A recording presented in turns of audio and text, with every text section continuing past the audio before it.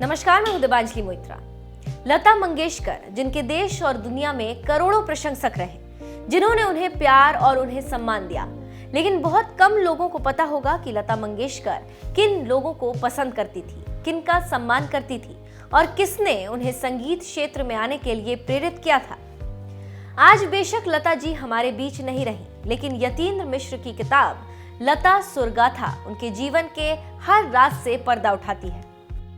बताया जाता है कि कवि, संपादक और सिनेमा के अध्येता यतीन्द्र मिश्र ने लता मंगेशकर से 6 साल के दरमियान टेलीफोन पर बातचीत की, जिसके आधार पर ही इस किताब को लिखा गया है। यूं कहें तो इस किताब में लता मंगेशकर की कहानी उनकी जुबानी है।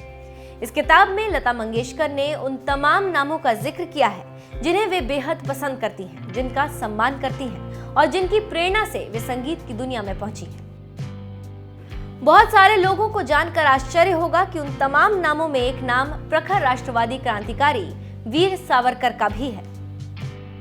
किताब में यतीन्द्र लिखते हैं, बहुत कम लोग जानते होंगे कि अपनी किशोरावस्था में लता मंगेशकर ने समाज सेवा का प्रण लिया था। इसके लिए वे राजनेता एवं क्रांतिकारी वीर सावरकर से कई दिनों तक विमर्श में उलझी थी कि उन्हें समाज सेवा करते हुए राजनीति के पथ पर जाना चाहिए या कुछ और करना चाहिए।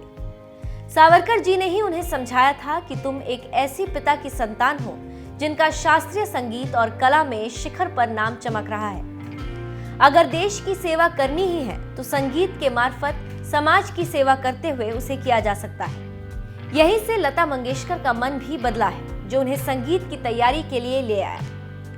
एक तरह से हम भारतीयों को सावरकर का ऋणी होना चाहिए कि अगर उन्होंने उस दिन लता मंगेशकर को कुछ दूसरे ढंग से समाज सेवा करने से रोका ना होता, तो आप उम्मीद कर सकते हैं कि पिछली आधी शताब्दी और ये नई सदी सुरीलेपन से कितनी भाग्यहीन होती। क्रांतिकारी वीर सावरकर की वो महान दृष्टि ही थी जिन्होंने लता मंगेशकर की संगीत की असीम क्षमता को पहचान लिया। इसीलिए उन्होंने लता मंगेशकर को संगीत में जाने के लिए प्रेरित किया। सावरकर और लता मंगेशकर के बीच संवाद और संबंध यहीं तक सीमित नहीं थे। बहुत कम लोग जानते होंगे कि लता मंगेशकर ने सावरकर के लिखे गीत हे हिंदू नरसिम्हा को स्वर भी दिया है। इसके अलावा भी सावरकर के लिखे कई गीत लता मंगेशकर की आवाज बनकर श्रोताओं तक पहुंचे हैं।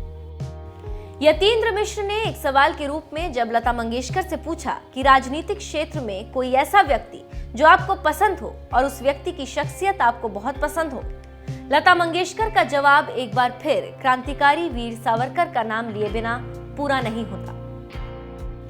यतीन्द्र मिश्र द्वारा लता मंगेशकर पर लिखी गई इस किताब में ऐसे अनेक तथ्य हैं जिनके बारे में लोगों को नहीं पता। निश्चित लता मंगेशकर को जानने के लिहाज से ये किताब पढ़ना बेहद जरूरी है।